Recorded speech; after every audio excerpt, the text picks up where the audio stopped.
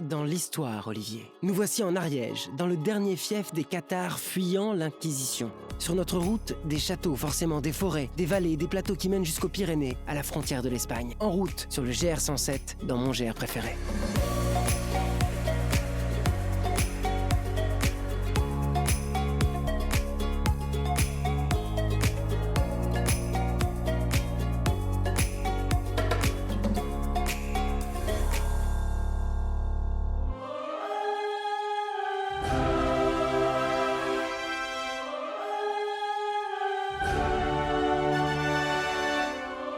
Ouah, mais quel décor de dingue pour ce dernier épisode de la saison, Olivier. Bah oui, ça y est, je suis en Ariège, sur le GR 107, chemin des Bonshommes.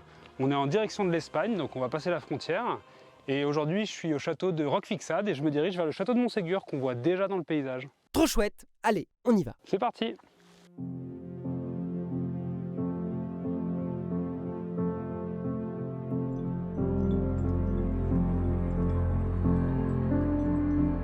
C'est un sentier qui a beaucoup d'atouts. C'est le premier GR transfrontalier qui rentre dans mon GR préféré. Il va vers la Catalogne. Et donc ça, c'est quand même aussi très intéressant de voir, de partir sur l'étranger. C'est toujours un petit peu le côté mystérieux, on ne sait pas ce qui nous attend. On part à basse altitude, puisqu'on part de Foix. Et ensuite, on est dans les pré-Pyrénées, qui ici sont les Plantorelles, une chaîne d'eau calcaire. Et après, on passe quand même dans les grandes altitudes, près de la frontière. Ça s'appelle le chemin des Bonshommes, puisque c'était le nom que se donnaient donc les Cathares au XIIIe siècle, parce que c'est là où ils prenaient le chemin vers la Catalogne pour fuir l'Inquisition qui était à Pamiers.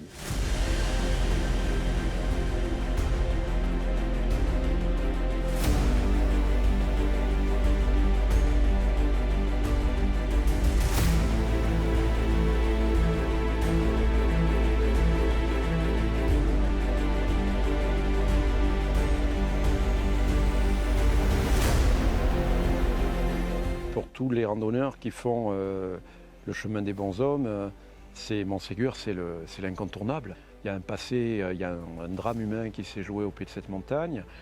Et puis il y a le côté nature. C'est vrai que quand les randonneurs arrivent, il y a une espèce de sentiment de « je l'ai fait, quoi. Je suis arrivé au bout, quoi ». Montségur, ce fut pendant 40 ans la capitale du catharisme. De 1204 à 1244, le POG, c'est le nom de cette montagne, a défié les deux grandes puissances de l'époque, l'Église de Rome et la Couronne de France. Et puis, il y a eu le siège, un grand siège qui a duré près de 11 mois. À la fin de ce siège, les Cathares vont refuser d'abjurer leur foi et ils vont tous décider de mourir brûlés vivants plutôt que de renoncer au consolamentum, c'est-à-dire abjurer le catharisme. Quand on prend le chemin de Bonshommes, on est vraiment sur le parcours de tous ces Cathares qui ont fui l'Inquisition, qui ont fui les persécutions et qui ont conservé leur foi à travers les Pyrénées.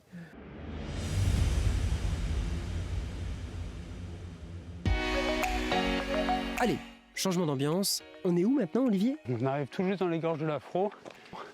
C'est une réserve biologique intégrale dans laquelle on retrouve 5 des plus grands rapaces d'Europe. Il y a l'aigle royal et le gypaète barbu. Et comment tu sais tout ça? Je viens de le lire sur le panneau là. Tss, petit malin, va.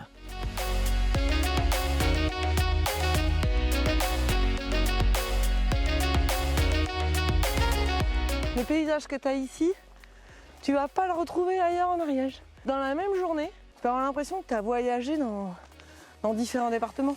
Est-ce que tu as un peu de plaine, de la moyenne montagne, de la haute montagne?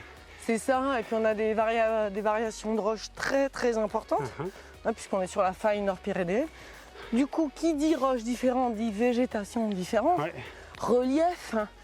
Du coup, tu passes d'un paysage à un autre en 2 secondes.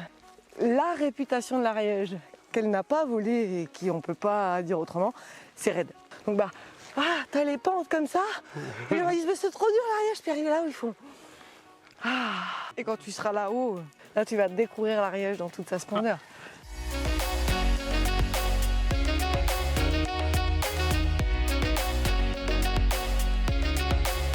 Ah, mais je comprends ce que voulait dire Sandrine.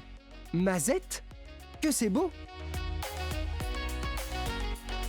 Par contre, il va quand même falloir prendre une pause un jour, Olivier. Qu'est-ce qui est prévu sur le chemin pour faire étape? Oui, il y a une diversité d'hébergements sur l'itinéraire qui est assez intéressante. On passe de gîte en chambre d'hôte, en refuge. Et puis un des hébergements que j'ai beaucoup apprécié, c'est chez Fred et Valérie, qui ont retapé là l'année dernière justement une maison juste en dessous de Montségur, du château de Montségur. Et puis voilà, on sent qu'il y a une ambiance, c'est très personnel, il y a les photos de Fred, voilà une implication importante vraiment pour faire de ce court arrêt une étape ressourçante. Il ne faudra pas non plus oublier de rendre visite à Cyril, le boulanger passionné de Montségur qui a renoué avec la fabrication traditionnelle du pain, incontournable ici.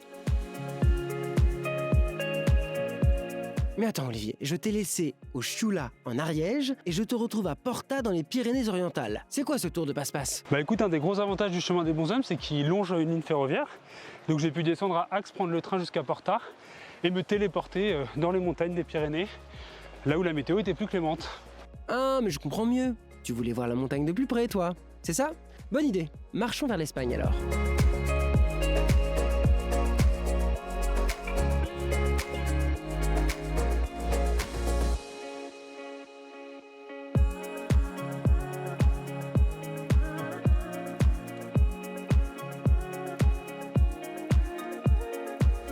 Et bah ouais, dernière ascension de la saison, c'est pas incroyable ça? Il manque plus que la musique épique. Une musique épique? Attends, je t'arrange ça.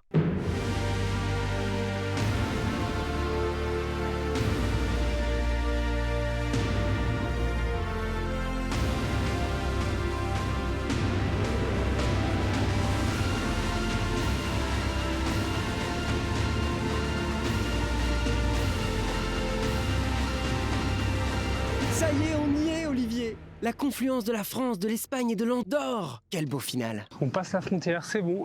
Et moi je continue. Comment ça? Non, c'est fini, je te dis. Ah bah attends, tu vas pas m'empêcher d'aller en Espagne quand même. Non, mais c'est la fin de l'épisode, Olivier. Bah c'est aussi la fin de saison, hein, je fais ce que je veux maintenant. Olivier, mais non, mais sérieux! Tu vas pas me laisser tout seul là-haut! Olivier! Olivier! Olivier! Olivier!